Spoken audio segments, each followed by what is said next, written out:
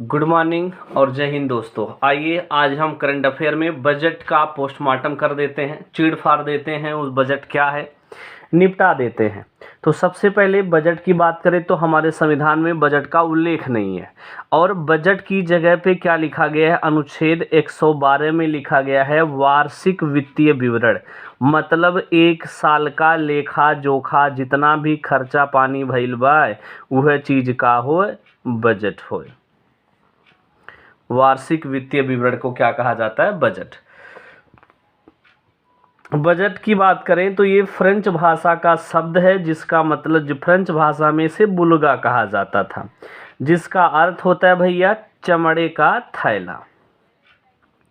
ये इसका अर्थ होता है ये।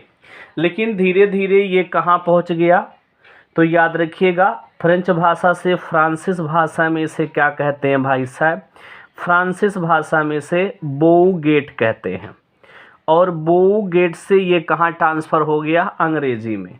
अंग्रेजी में से बोगेट कहने लगे, का हो अंग्रेजी में से बोगेट कहते हैं और धीरे धीरे थोड़ा जिभिया आराम देवे खातिर इसका नाम क्या हो गया, बजट हो गया। बात क्लियर हो गया। अब बात करते हैं, ये तो बजट की कैसे नामकरण पड़ा।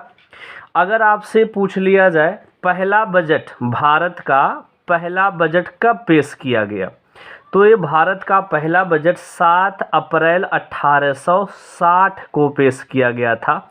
उस समय के वित्त मंत्री हुआ करते थे जेम्स विल्सन। उन्होंने भारत में पहला बजट पेश किया, इसलिए जेम्स विल्सन को भारतीय बजट का जनक कहा जाता है। ये पॉइंट आपको याद रखना है। और आगे बढ़ते हैं, एक पॉइंट आपको याद रखना है, 1924 से लेकर के 1999 तक। कहाँ तक भैया, 24 से लेके 1999 तक जो बजट पेश होता था फरवरी के अंतिम दिन में पेश होता था। फरवरी के अंतिम कार्यकारी दिन में, छुट्टी न रहे, अंतिम दिन पेश होता था, जौने दिन सब कुछ खुलल रहे, संडे रही तो ना पेश हो, एक दिन पहले पेश हो जाए। बात समझ में आया। और कब, शाम के 5 बजे पेश होता रहा। कै बजे हो, शाम के 5 बजे। लेकिन नियम क्या हो गया, 2000 से ये बदल गया, ये 5 बजे के बजाय 11 बजे पेश हुआ। और किसने पेश किया था, उस समय के वित्त मंत्री थे यशवंत सिन्हा। इन्होंने 11 बजे पेश किया, 5 बजे के बजाय। क्लियर हो गया। अगर आपसे पूछ लिया जाए आज़ाद भारत का पहला बजट किसने पेश किया, आज़ाद भारत का पहला बजट, फर्स्ट बजट किसने पेश किया था, तो ये भैया पेश किए थे आर के षणमुखम चेट्टी। आर के षणमुखम चेट्टी ये आज़ाद भारत का पहला बजट पेश किए थे। कहिया पेश किए थे भैया, तो ये 26 नवंबर 1947 को पेश किए थे। ये आज़ाद भारत का है। अगर पूछे गणतंत्र भारत का, तो गणतंत्र भारत का पहला बजट किसने पेश किया था, तो ये पेश किए थे भाई जॉन मथाई साहब। और जॉन मथाई साहब कब पेश किए थे, 28 फरवरी 1950 को पेश किए थे। ये पॉइंट आपको याद रखना है। अभी जितना पीछे पढ़े सब अंग्रेजी भाषा में प्रकाशित होता था। हिंदी में पहली बार कब प्रकाशित हुआ, तो याद रखिएगा 1955 का जब बजट आया था तो ये हिंदी में आया था। क्लियर हो गया। अब कुछ बातें आपसे बात कर लेते हैं। पहले प्रधानमंत्री का नाम बताइए, फर्स्ट पीएम जो बजट पेश किए। अभी तो वित्त मंत्री पेश करते थे, लेकिन पहले पीएम जो बजट पेश किए उनका नाम है जवाहरलाल नेहरू। उनके पास उस समय वित्त मंत्रालय इनके पास था। इन्होंने बजट पेश किया और कब, 1958 में। आगे बात करते हैं, अगर आपसे पूछे ऐसे कौन से आरबीआई के गवर्नर जो बजट पेश किए, आरबीआई के गवर्नर जो बजट पेश किए उस समय के वित्त मंत्री हुआ करते थे सीडी देशमुख। ये वित्त मंत्री भी थे और इन्होंने बजट पेश किया कब, 1951 में। और बात करें पहली महिला बताइए जो बजट पेश की, फर्स्ट पीएम महिला पूछ ले तो वही इंदिरा गांधी जी पेश की थी। इंदिरा गांधी जी पेश की थी बजट। बात क्लियर हो गया। अगर पूछे पहली महिला वित्त मंत्री, ये तो फर्स्ट महिला वित्त मंत्री पूर्वकालिक, ये तो थी लेकिन पूर्णकालिक नहीं है। पूर्णकालिक वित्त मंत्री कौन है? तो याद रखिएगा निर्मला सीतारमण वर्तमान में जो हैं, सीतारमण। ये पॉइंट आपको याद रखना है। आइए आगे बात करते हैं, कुछ और चर्चा कर लेते हैं। जी हाँ, क्या चर्चा करना है? 2017 से ये नियम हो गया 1 फरवरी को बजट पेश होगा। 1 फरवरी को क्या होगा? बजट पेश होगा। उसकी अंतिम फरवरी को था, अब कब हो गया? 1 फरवरी को बजट क्या होगा? पेश होगा। और 2000 से नियम हो गया कि 11 बजे पेश हुई। बात समझ में आया? आपको ये भी बातें यहाँ पे ध्यान रखनी होगी कि भाई साहब 2016 तक रेल बजट अलग पेश होता था। रेल बजट जो था अलग से पेश होता था, लेकिन 2017 में जो उस समय के वित्त मंत्री अरुण जेटली साहब थे, उन्होंने इसे आम बजट में क्या कर दिया? आम प्लस रेल एक साथ पेश करके आम बजट नाम दे दिया था। ये पॉइंट याद रखिएगा। अगर आपसे पूछ ले सबसे लंबा बजट किसने पेश किया, सबसे लंबा बजट किसने पेश किया है, तो सबसे लंबा बजट पेश करने का ये है 1 फरवरी 2020 को पेश की थी। कौन? निर्मला सीतारमण जी सबसे लंबा बजट पेश की हैं। कितने घंटा? सीतारमण जी सबसे लंबा बजट कितने घंटे भाई साहब? 2 घंटा 42 मिनट का बजट इन्होंने क्या किया था? पेश किया था। छोटा पूछ ले, बगलियाँ पढ़ाई दी, छोटा बजट किसने सबसे पेश किया था? तो ये पेश किए थे भैया 1977 में। नाम है इनका, ये क्या नाम है? मुलजी पटेल जी। हाँ, मुलजी भाई पटेल, मुलजी भाई पटेल। इन्होंने क्या किया था? सबसे छोटा बजट पेश किया था, वो भी 800 शब्दों का, महज 800 शब्दों का। आइए कुछ और बात करते हैं, आगे पॉइंट की ओर चर्चा करते हैं। जी हाँ, जैसे बात करते हैं सबसे ज़्यादा बार बजट किसने पेश किया है? सर्वाधिक बार बजट किसने पेश किया है? तो 10 बार पेश किए हैं। कौन भैया साहब? मोरारजी देसाई। मोरारजी देसाई 10 बार बजट पेश की हैं। इस बार जो बजट निर्मला सीतारमण पेश की हैं, ये इनका 5वीं बार का क्या था? बजट था। ये पॉइंट याद रखिएगा। अभी तक 1950 तक जो बजट होता था, ये कहाँ प्रिंट होता था? ये प्रिंट होता था भाई राष्ट्रपति भवन में।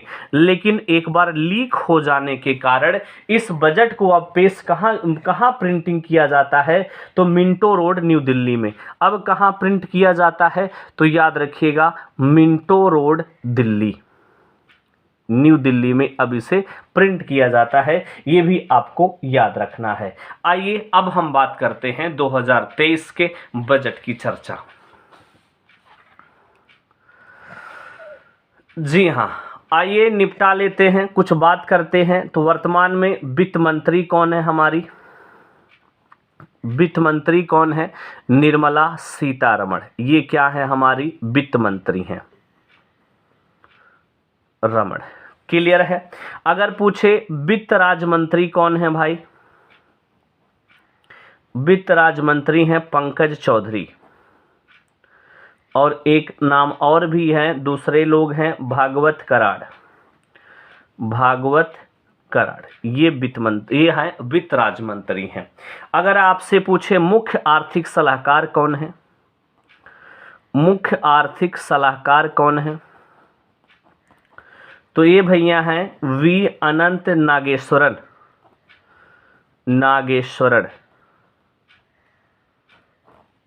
अगर पूछे आर्थिक सचिव कौन है? तो यह है टीवी स्वामीनाथन। ये कुछ पद है जो आपसे पूछा जा सकता है एग्जामों में, इसलिए आपको क्या करना, याद रखना है। आइए आगे बढ़ते हैं। अगर आपसे बात करें कि इस बजट में सबसे पहली बार क्या पेश की, सबसे पहली बात इन्होंने क्या कहा?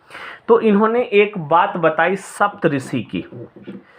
प्राथमिकता जिसे कहते हैं, इस बजट की प्राथमिकता क्या है, इन्होंने सप्तऋषि नाम दिया उसे, या उसे हम बोल सकते हैं इस बजट की मुख्य बिंदु क्या है, प्राथमिकताएं किसको दिया गया, तो सप्तऋषि बिंदुओं को दिया। सप्तऋषि का क्या मतलब होता है, पहला इन्हें बताया समावेशी विकास, समावेशी विकास को बताया। दूसरा बताया अंतिम छोर अंतिम व्यक्ति तक पहुंच, अंतिम छोर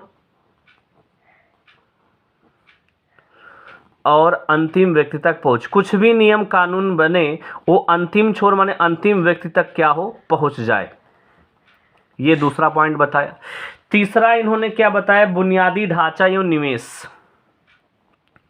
बुनियादी ढांचा एवं निवेश बताया। चौथा चीज इन्होंने क्या बताया, इन्होंने ये बताया जितनी भी आपकी क्षमताएं हैं उसका विस्तार करो, निहित क्षमताओं का विस्तार का विस्तार। चौथी चीज इन्होंने पश्चिमी चीज क्या बताया, 1 2 3 4 हरित विकास को बताया। और छठवीं चीज को क्या फोकस किया, युवा शक्ति के बारे में बताए। और सातवीं चीज इन्होंने क्या बताया, वित्तीय क्षेत्र में हम क्या करेंगे इसको बताया। तो इन सातों को मिलाकर के इन्होंने क्या नाम दिया, सप्तऋषि नाम दिया है। ये पॉइंट आपको याद रखना है। इसी में हम बात कर रहे हैं 1 रुपया कहाँ से आता है, रुपया कहाँ से आता है, रुपया कहाँ से आता है और रुपया कहाँ जाता है, जाता है। मतलब भारत में अगर 1 रुपया अगर कहीं से आता है तो सबसे ज़्यादा हम कहाँ से रुपया कमाते हैं, तो ये हम कमाते हैं भैया जो ऋण एंड रुपया कहाँ से आता है, ऋण जो लेते हैं, अन्न देयताएं जो हैं, जो ऋण है उससे हम ज़्यादा रुपया कमाते हैं, 34% हम ऋण लेते हैं। ठीक है। दूसरी बात करें, आयकर कितना है भैया, कितना टैक्स लोग भरते हैं, उससे कितना कमाते हैं, 15% आयकर से कमा लेते हैं। जीएसटी से कितना कमा लेते हैं, 17% जीएसटी से कमाते हैं। और बात करते हैं निगम कर से कितना कमाते हैं, जो मेन है उनकी चर्चा कर देते हैं, 15% हम निगम कर से भी कमाते हैं। केंद्रीय उत्पाद शुल्क इंपॉर्टेंट है ये सभी, केंद्रीय उत्पाद शुल्क से कितना कमाते हैं, तो ये कमाते हैं हम 7%। इतना तो जुबान पे होना चाहिए, केंद्रीय उत्पाद शुल्क के 7% कमाते हैं, निगम कर से 15%, जीएसटी से 17%, आयकर से 15% और जो ऋण हम लेते हैं वो 34% लेते हैं। 1 रुपया का ये हिस्सा है। और रुपया कहाँ हम खर्चा करते हैं, तो भैया हम जो ब्याज भुगतान करते हैं, जो पैसा सब बैंकों में जमा करत है, ब्याज भुगतान जो करते हैं वो 20% हम खर्च करते हैं 1 रुपया में से 20 पैसा। बात समझ में आया। और जो हम राज्यों को शेयर करते हैं, राज्यों को शेयर और ड्यूटी जो शेयर करते हैं, राज्यों का जो हिस्सा है, राज्यों को जो हम शेयर करते हैं, कितना टैक्स कितना वो चीज़ें, वो 18% है। बात समझ में आया। और जो केंद्र सरकार की जो स्कीम है, केंद्रीय योजना में हम कितना खर्चा करते हैं, योजना में ये हम 17% खर्चा करते हैं केंद्रीय योजना में, सॉरी 12%, केंद्रीय योजना में 12%। सब्सिडी में कितना खर्चा करते हैं, सब्सिडी में हम 7% खर्चा करते हैं। और रक्षा में हम कितना परसेंट खर्चा करते हैं, 8% खर्चा करते हैं। तो ये कुछ हमारे खर्चा है जो आपको जुबान पे याद होनी चाहिए। आइए आगे बढ़ते हैं, आगे बात करते हैं। जी हाँ, अगले पॉइंट की चर्चा करें तो सबसे पहले हम बात करेंगे जो हमारी सप्तऋषि बातें की गई हैं उनमें क्या क्या बातें हुई हैं। तो सबसे पहले हम बात करेंगे समावेशी विकास की। समावेशी विकास की चर्चा अगर हम आपसे करें, क्या समावेशी विकास में इन्होंने क्या कहा है, तो सबसे पहले इन्होंने क्या बोला है भैया कि कृषि वर्धक निधि की क्या होगी, स्थापना होगी। कृषि वर्धक निधि की स्थापना की बात बोले हैं, निधि की स्थापना किया जाएगा, कृषि वर्धक निधि की स्थापना। शॉर्ट फॉर्म बोले AAF इसका नाम होगा। फुल फॉर्म आपके एग्जाम में बिल्कुल छपेगा। फुल फॉर्म है agriculture accelerator fund, agriculture accelerator fund, ये इसका फुल फॉर्म है, याद होना चाहिए।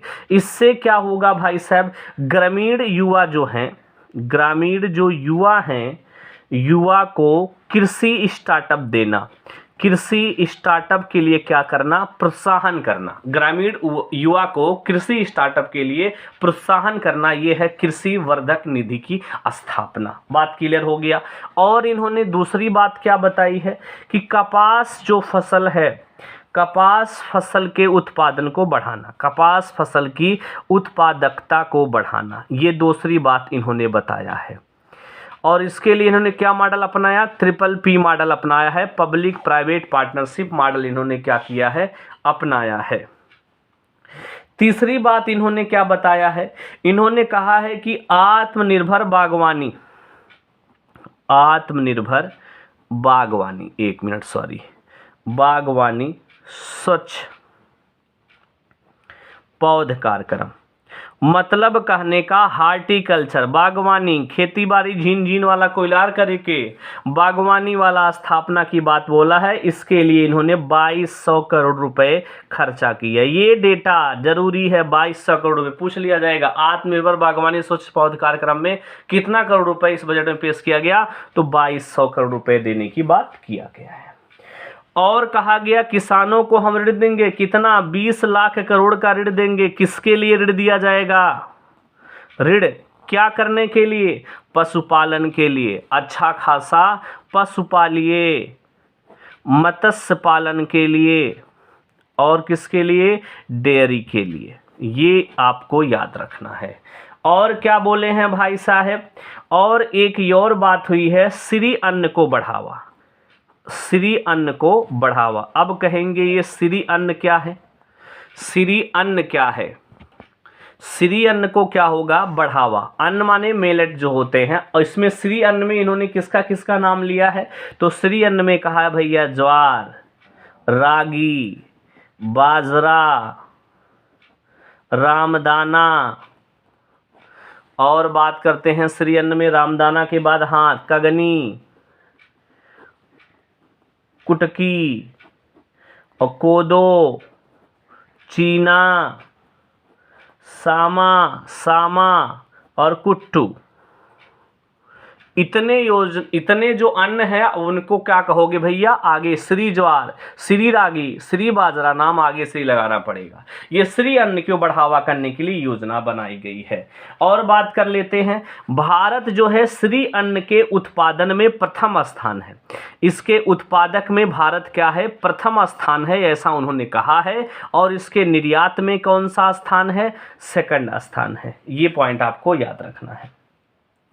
और कहा है इन्होंने कि भाई साहब, और हम स्थापना करेंगे क्या, जो भारतीय बाजरा अनुसंधान संस्थान है, बाजरा अनुसंधान संस्थान, ये पूछ लेगा कहाँ है, इसका भी नाम इन्होंने लिया है, हैदराबाद में है। इसको इन्होंने एक्सीलेंस सेंटर, उत्कृष्टता केंद्र बनाया है। इन सभी अनाजों का एक्सीलेंस सेंटर बनाया गया है भारतीय बाजरा अनुसंधान संस्थान को, हैदराबाद को। ये पॉइंट आपको याद रखना है।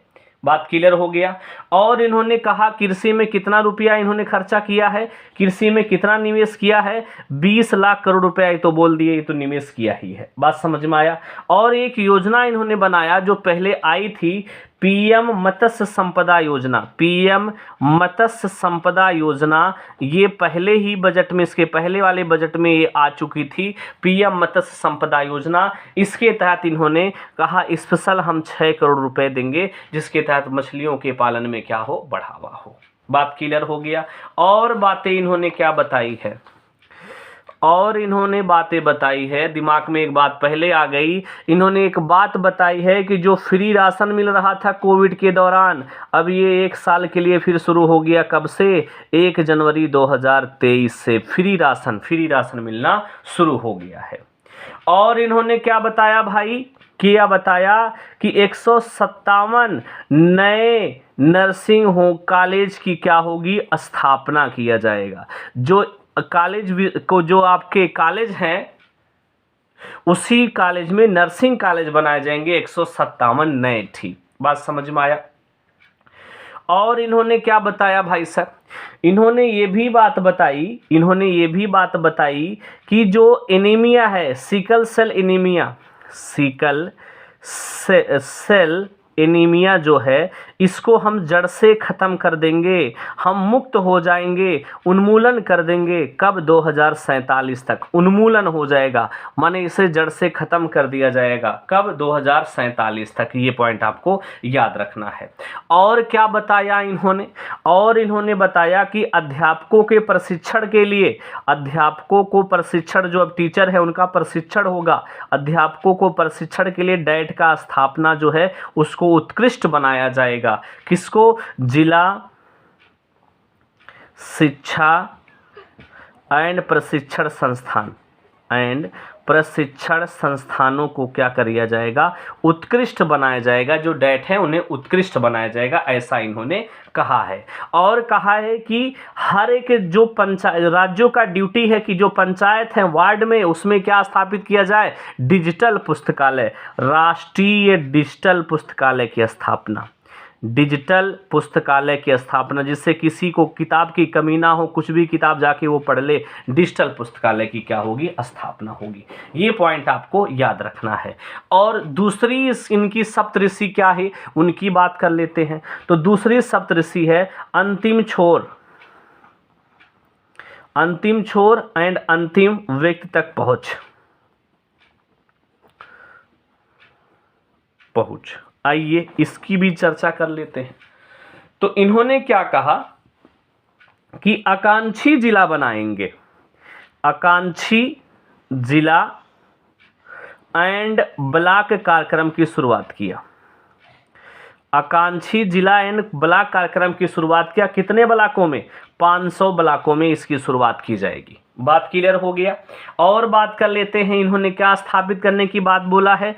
पीएम पीवीटीजी मिशन की स्थापना करने की बात बोले हैं। पीएम पीवीटीजी मिशन की स्थापना की बात बोले हैं। क्या है ये? प्रधानमंत्री, ये तो मतलब जनता है। या पीवीटीजी का मतलब होता है पार्टिकुलरी, उसके बाद वल्नरेबल, उसके बाद ट्राइबल, उसके बाद ग्रुप। मतलब कहने का आदिवासियों के लिए एकलव्य मॉडल स्कूल की स्थापना, आदिवासियों के लिए एकलव्य मॉडल स्कूल की स्थापना, आदिवासियों के लिए एकलव्य मॉडल स्कूल की क्या होगा? स्थापना किया जाएगा। तो जो 740 स्कूल हैं पहले से स्थापित है, उसमें 38,800 टीचर की नियुक्ति की जाएगी। मोस्ट इंपॉर्टेंट बात, एकलव्य मॉडल स्कूल में 38,800 टीचरों की क्या हो जाएगी? नियुक्ति, जिससे वहाँ जो जनजाति, जो आदिवासी लोग हैं वो अच्छे से अपने बच्चे को शिक्षित कर सकें। ये बात हो गई पीएम पीवीटीजी मिशन के तहत। बात क्लियर हो गया। आइए और बात करते हैं, और इस योजना में क्या क्या कहा गया। और बात करें तो यहाँ पे ये कहा गया भाई साहब, जैसे इन्होंने ये कहा कि पीएम आवास योजना में क्या कहा। आइए बात कर लेते हैं, पीएम आवास योजना के तहत क्या बातें हुई हैं। तो पीएम आवास योजना के तहत इन्होंने कितना करोड़ रुपया खर्चा किया है? अभी एक जगह पे टोटल डेटा आपको हम दे देते हैं, लेकिन आपको याद रखना है, इंपॉर्टेंट है। ये 69,000 से ऊपर खर्चा किया है, 69,000 करोड़, 69,590 करोड़ रुपये इसमें इन्होंने क्या किया है? इन्वेस्ट किया है। पीएम आवास योजना के तहत एग्जैक्ट डाटा है 69,590 करोड़। ठीक है, आइए आगे बात करते हैं। कुछ और इन्होंने बातें बोली हैं इसके तहत, जैसे अभी हाल ही में इन्होंने क्या इसके तहत बोला है। जी हाँ, इसके तहत इन्होंने बोला है कि जो कर्नाटक का सूखा प्रवण क्षेत्र है, कर्नाटक का सूखा प्रवण क्षेत्र, सूखा प्रवण जो क्षेत्र है, वहाँ पे जल प्रबंधन की उच्चतम व्यवस्था के लिए एक योजना है, ऊपरी भद्रा योजना। क्या भैया साहब? ऊपरी भद्रा योजना भी चालू करने की बात बोले हैं। इसके लिए इन्होंने 5300 करोड़ रुपए इन्होंने अलॉट किया है कि जल को सुरक्षित किया जाए। बात समझ में आ गया। आगे बात करते हैं, एक योजना और आई है, भारत साझा पुरालेख निधान। भारत साझा पुरालेख निधान, भारत साझा पुरालेख निधान का संबंध किससे है? तो याद रखिएगा, भारत साझा पुरालेख निधान का संबंध है 1 लाख प्राचीन पुरालेखों को डिजिटलीकरण कराना। 1,00,000 प्राचीन जो पुरालेख हैं, जो आपके प्राचीन पुरालेख हैं, उनको क्या करना, आपका डिजिटलीकरण करना, ये पॉइंट आपको याद रखना है। आइए आगे बात करते हैं। मतलब कहने का म्यूजियम बनाना, ये सब की बात इन्होंने ऐसा बोला है। आगे बात करेंगे अवसंरचना और निवेश की। तीसरे सप्तऋषि में तीसरे की बात करें, अवसंरचना एंड किसकी, निवेश की। अवसंरचना और निवेश की बात करें तो अवसंरचना और निवेश में बात की, इन्होंने क्या बताया कि हमारी जो प्रभावी पूंजीगत व्यय कितनी है, प्रभावी पूंजीगत व्यय कितना बताया इन्होंने, तो प्रभावी पूंजीगत व्यय बताया है 13.7 लाख करोड़ बताई है।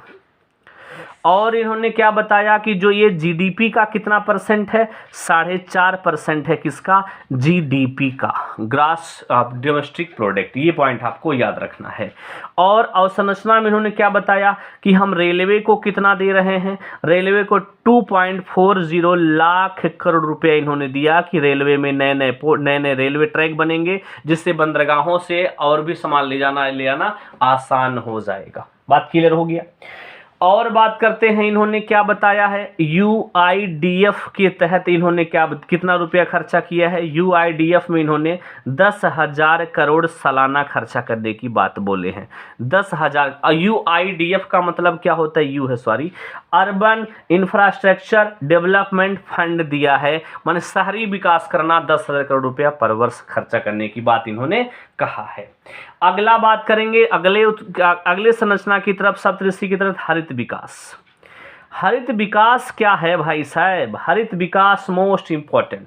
हरित विकास क्यों, क्योंकि आपको पता होगा 2070 तक हम शून्य कार्बन उत्सर्जन बनेंगे, शून्य कार्बन का क्या करेंगे, उत्सर्जन करेंगे। ये इसीलिए हरित विकास की बात हुई है। तो इसके लिए इन्होंने क्या बोला है भाई साहब, राष्ट्रीय हरित हाइड्रोजन मिशन, आपका राष्ट्रीय हरित हाइड्रोजन मिशन की शुरुआत करने की बात बोले हैं। मतलब कि अब भविष्य का जो ईंधन है हाइड्रोजन, अब उस प्रकार की सारे हम क्या बनाएंगे, गाड़ियां बनाएंगे। और हम प्रत्येक साल कितना उत्पादन करेंगे भाई साहब, 2030 तक, प्रत्येक साल नहीं, 2030 तक इन्होंने क्या बताया है कि हम 5 metric million tonne hydrogen gas का उत्पादन कर लेंगे। हरित हाइड्रोजन का क्या कर लेंगे, उत्पादन कर लेंगे 5 मीट्रिक मिलियन टन का। इसके लिए कितना करोड़ रुपया खर्चा किए इसमें, तो इसमें हुआ है 19,700 करोड़। 19,700 करोड़ रुपए इसमें क्या आया है, खर्चा हुआ है। और पेट्रोलियम के लिए कितना खर्चा इन्होंने किया है, पेट्रोलियम के लिए कितना खर्चा इन्होंने किया है, 35,000 करोड़ रुपए पेट्रोलियम के लिए इन्होंने क्या किया है, खर्चा किया है। और बात कर लेते हैं गोवर्धन स्कीम के तहत इन्होंने क्या बोला है, इंपॉर्टेंट है ये भी योजना, गोवर्धन स्कीम। आइए बात कर लेते हैं गोवर्धन स्कीम के तहत क्या बोला है। पहले फुल फॉर्म देखो, जी से हो जाएगा गैल्वेलाइजेशन, ओ से हो जाएगा ऑर्गेनिक, बी से हो जाएगा बायो, ए से हो जाएगा एग्रो, आर से हो जाएगा रिसोर्स, धन से धन। मतलब कहने का गोवर्धन के लिए इन्होंने बताया कि हम 200 कंप्रेस बायोगैस प्लांट बनाएंगे, 200 कंप्रेस CBP बनाएंगे, 200 कंप्रेस बायोगैस प्लांट बनाएंगे। इसके लिए ने कितना करोड़ रुपया खर्चा किया है, 10,000 करोड़ रुपए इसमें क्या किया है, खर्चा किए। पॉइंट आपको याद रखना है। और क्या इन्होंने बताया, अमृत धरोहर भी बताया।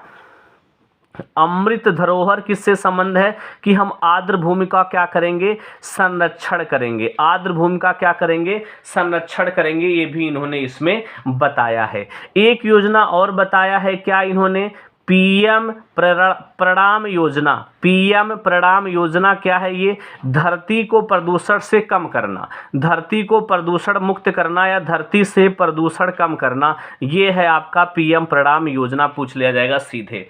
और क्या बताया इन्होंने भाई साहब, इन्होंने कहा कि किसानों को प्राकृतिक खेती के लिए तैयार करना, प्राकृतिक खेती के लिए किसानों को क्या करना, तैयार करना, जिसके तहत 10,000 बायो इनपुट रिसोर्स केंद्र की क्या होगी, स्थापना होगी। 10,000 बायो इनपुट रिसोर्स केंद्र की क्या होगी, स्थापना होगी, जिसमें 1 करोड़ किसानों को प्राकृतिक खेती के लिए बनाया जाएगा, ऐसा इन्होंने कहा था। एक योजना और आई थी, मिष्टी योजना। क्या भाई साहब, मिष्टी योजना आई थी। मिष्टी योजना का तात्पर्य भाई साहब, इसका मतलब जो मैंग्रोव वन होते हैं, मैंग्रोव वन का विकास की बात बोले हैं। मैंग्रोव वन या लवड़ीय वन का क्या इन्होंने बोला है, विकास की बात बताए हैं इसमें, कि विकास किया जाएगा। ठीक है ना, ये छोटे छोटे पॉइंट एग्जाम में सीधे पूछ लिया जाएगा। आगे बात करते हैं युवा शक्ति के बारे में। इन्होंने क्या बताया, आप लोग युवा के बारे में इन्होंने क्या बताया, नौकरी की बात बिल्कुल नहीं हुई भाई, साफ सीधी बात है। और बात कर लेते हैं, इसमें इन्होंने क्या बोला कि भाई साहब 3 कृत्रिम बुद्धिमत्ता उत्कृष्टता केंद्र बनेगा। 3 कृत्रिम बुद्धिमत्ता उत्कृष्टता केंद्र बनेगा। कितने, 3, ये याद रखना है। और इन्होंने क्या बोला भाई साहब कि प्रधानमंत्री कौशल विकास योजना 4.0 की शुरुआत किया जाएगा, जिससे लोगों को क्या दिया जाएगा, प्रशिक्षण, और 30 इसके तहत 30 स्किल सेंटर की क्या की जाएगी, स्थापना किया जाएगा। प्रधानमंत्री कौशल विकास 4.0 की क्या हो जाएगी, शुरुआत किया जाएगा। और क्या बोला इन्होंने युवा शक्ति के लिए, राष्ट्रीय प्रशिक्षुता प्रोत्साहन योजना की भी इन्होंने क्या किया है, शुरुआत किया है, जिसके तहत इन्होंने बोला कि 47 लाख युवा को क्या दिया जाएगा, प्रशिक्षण दिया जाएगा, उनको शिक्षित किया जाएगा। बात समझ में आया। और इन्होंने बताया कि जो पैन नंबर है, किसी भी बिजनेस के लिए अब पैन का प्रयोग माना जाएगा, उपयुक्त यही रहेगा। क्या, पैन का मतलब परमानेंट अकाउंट नंबर अब है, समान पहचान माना जाएगा, ये सामान्य पहचान होगा ये अब सबकी, पैन नंबर। बात क्लियर हो गया, ये पॉइंट आपको याद रखना है। आइए आगे बात करते हैं, कुछ अगले पॉइंट की चर्चा करते हैं। इसी में ही इन्होंने और क्या बातें बताई है, इन्होंने बताया भाई यूनिटी मॉल की स्थापना की जाएगी। यूनिटी मॉल किस तर्ज पे हो जाएगा, 1 डिस्ट्रिक्ट 1 प्रोडक्ट, ODOP के तहत इसकी स्थापना हो जाएगी। 1 जिला 1 उत्पाद का क्या किया जाएगा, बढ़ावा दिया जाएगा। ये पॉइंट आपको याद रखना है। और इन्होंने क्या बताया, वाइब्रेट विलेज प्रोग्राम की भी बात इन्होंने बताई है। ये किससे संबंधित है, वाइब्रेट विलेज प्रोग्राम, तो ये भैया जो सीमावर्ती गांव हैं उनमें अवसंरचना इंफ्रास्ट्रक्चर को क्या किया जाएगा, बढ़ावा दिया जाएगा। ये है वाइब्रेट विलेज प्रोग्राम। और बात करते हैं, आगे बात करें वित्तीय क्षेत्र में, इनकी जो 7वीं पॉइंट है, वित्तीय क्षेत्र में इन्होंने क्या क्या बातें बताई हैं, आइए उनकी बात कर लेते हैं। वित्तीय क्षेत्रों में सबसे पहले इन्होंने क्या बताया कि भाई साहब इन्होंने एक नई लघु बचत योजना चालू की है। नई लघु बचत योजना चालू की है, किसके लिए स्पेशल, महिलाओं के लिए, लड़कियों के लिए।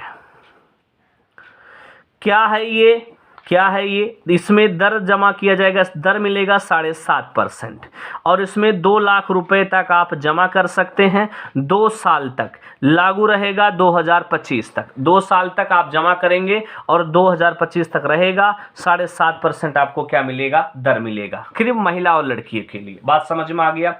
एक योजना और इन्होंने बताई थी जो पहले से चली आ रही थी, वरिष्ठ नागरिक बचत योजना। इसमें इन्होंने क्या कर दिया, पहले इसकी सीमा 15 लाख थी, अब इसको बढ़ा करके कहाँ कर दिया कि 30 लाख रुपए तक ये जमा कर सकते हैं। बात समझ में आया। ये पॉइंट आपको क्या करना है, याद रखना है। कहाँ पे कुछ पैसा इन्होंने कैसे कैसे खर्च किया, उनकी बात कर लेते हैं। कहाँ कहाँ पे कितना आवंटित किया गया है, तो याद रखिएगा, स्वास्थ्य मंत्रालय के लिए कितना पैसा दिया है।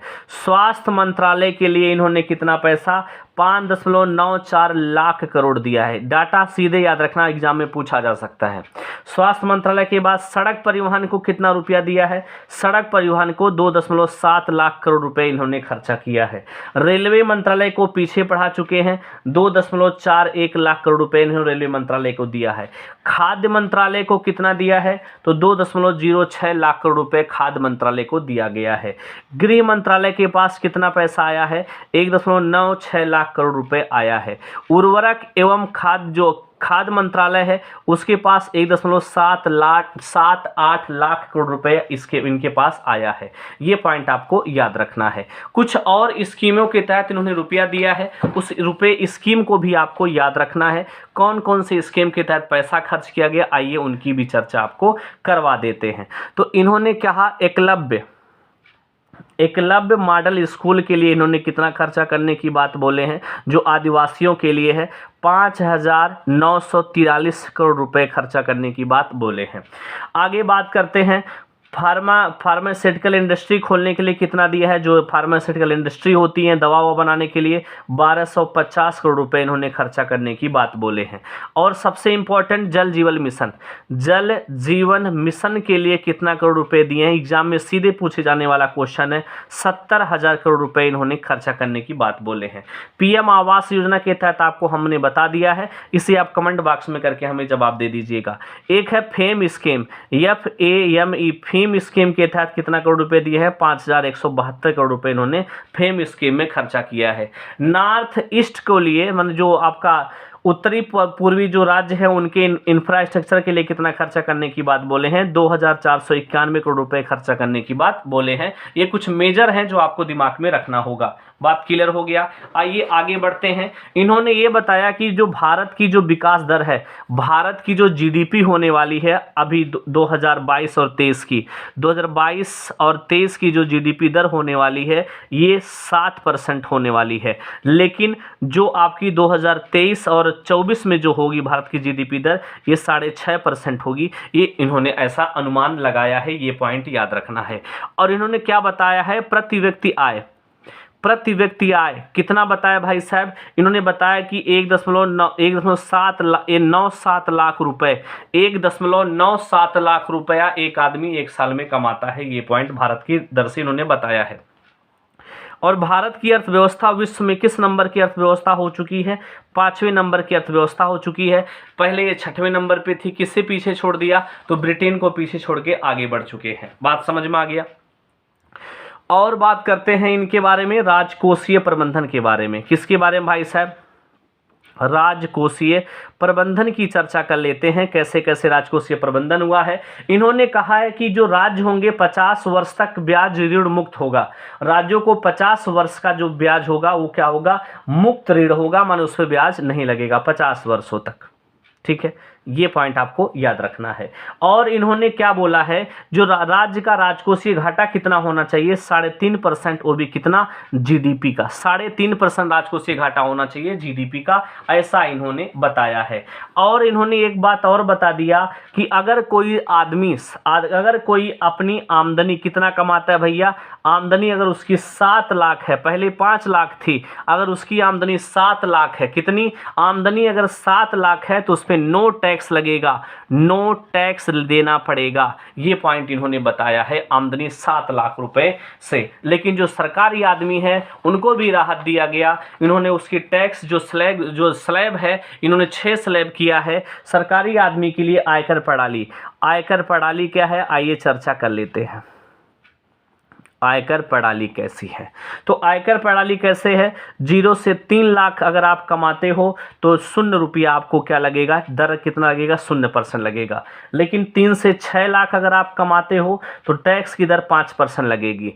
और इन्होंने बताया 6 से 9 कमाते हो, 6 से 9 लाख तो टैक्स की दर 10%। 9 से 12 कमाते हो तो इसकी जो दर होगी 15% हो जाएगी। 12 से 15 कमाते हो तो टैक्स की दर कितनी हो जाएगी भैया? 20% हो जाएगी। 15 से ज़्यादा अगर आप कमाते हो तो टैक्स की दर कितनी हो जाएगी? 30% हो जाएगी। तो ये रहा हमारा करंट अफेयर और वो भी बजट का पूरा निचोड़। वीडियो पसंद आए तो प्लीज़ लाइक शेयर सब्सक्राइब कीजिएगा। थैंक यू, धन्यवाद दोस्तों।